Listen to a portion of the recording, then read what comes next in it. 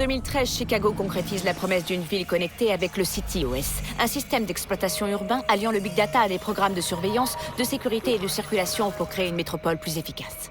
En quelques lignes de code, des hackers parvinrent à pirater ses serveurs centraux et à paralyser tout le réseau. Beaucoup pensaient que l'attaque marquerait la fin du développement des villes connectées. Ils se trompaient. Coordonné depuis le cœur de la Silicon Valley, le CityOS 2.0 est implémenté à travers tous les États-Unis, instaurant l'Internet des objets. Plus de 6,4 milliards d'appareils connectés servent désormais de point de collecte, consignant nos trajets et gestes quotidiens pour un système plus sûr et plus intrusif. Mais qui d'autre observe? Big Brother ne travaille plus seul. Des milliers de petits frères surveillent et enregistrent vos faits et gestes, constituant un profil numérique de vous qui pourra être vendu, échangé ou volé en un instant. Les jouets analysent les enfants et communiquent leurs habitudes de jeu aux services commerciaux.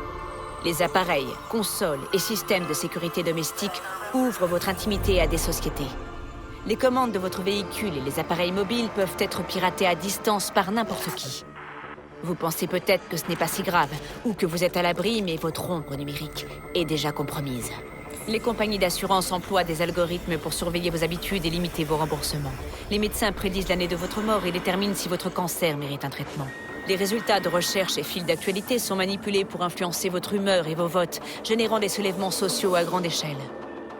Vous avez moins de valeur que les données que vous produisez.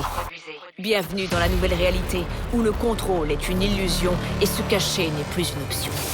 Alors que les libertés individuelles sont menacées, la résistance s'organise. Sonneurs d'alerte, activistes et hackers se dressent contre l'ordre établi et accentuent leur vigilance.